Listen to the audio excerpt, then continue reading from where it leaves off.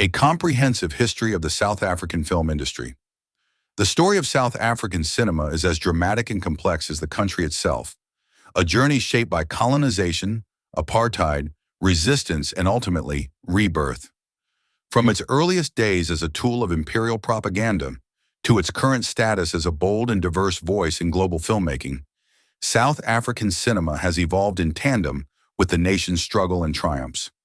It all began in 1896, just a year after the Lumiere brothers' groundbreaking debut in Paris, when Johannesburg hosted its first motion picture screenings.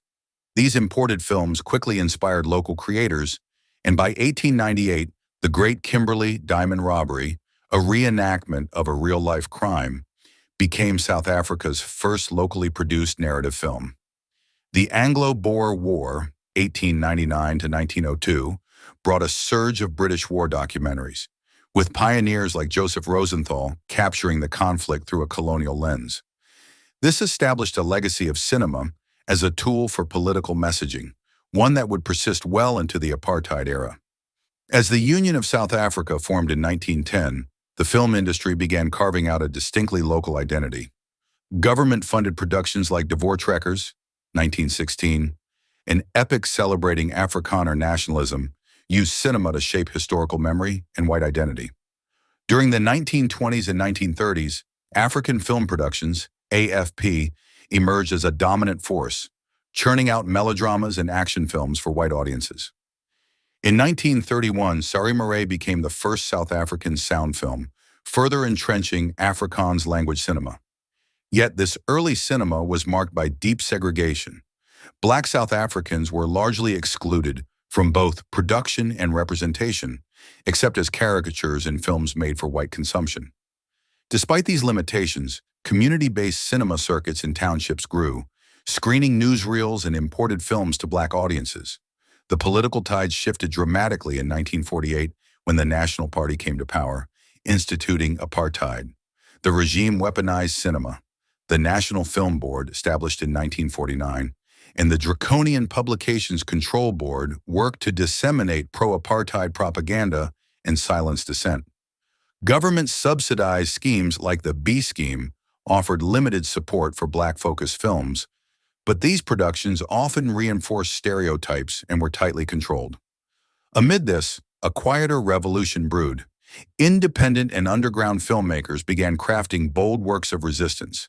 In 1959, American filmmaker Lionel Rogerson clandestinely shot Come Back, Africa in Sophiatown, portraying the raw reality of black urban life. The 1973 action film Joe Bullet, starring Ken Gampu, was among the first black-centered films, only to be banned almost immediately. By the 1980s, anti-apartheid cinema gained strength. Mapansula, 1988, directed by Oliver Schmitz and co-written by Thomas Magdalene, became a landmark. South Africa's first anti-apartheid film told from a black perspective, and one that blended fiction with documentary-style urgency. With the fall of apartheid in the early 1990s, South African cinema experienced a renaissance. The establishment of the National Film and Video Foundation, NFVF, in 1997 was pivotal in funding and promoting new voices, especially those previously marginalized.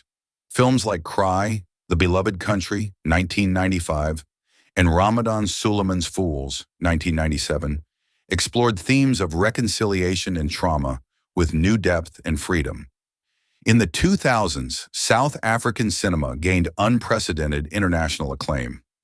Gavin Hood's Tsotsi, 2005, based on Athol Fugard's novel, won the Academy Award for Best Foreign Language Film, while Neil Blomkamp's District 9, 2009, an allegorical sci-fi thriller exploring xenophobia, was a global box office and critical success.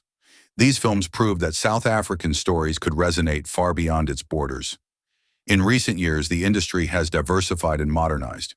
Streaming platforms like Netflix have helped propel South African series and films onto the global stage, with original productions such as Queen Sono, Blood and Water, and Savage Beauty.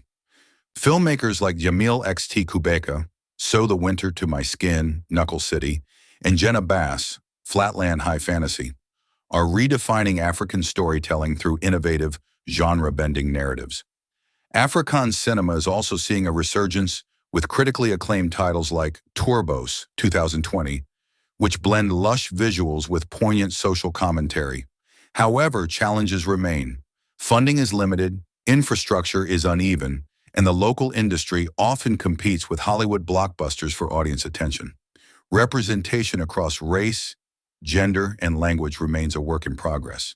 Still, there is a sense of rising confidence, a belief that South African cinema need not imitate, but innovate.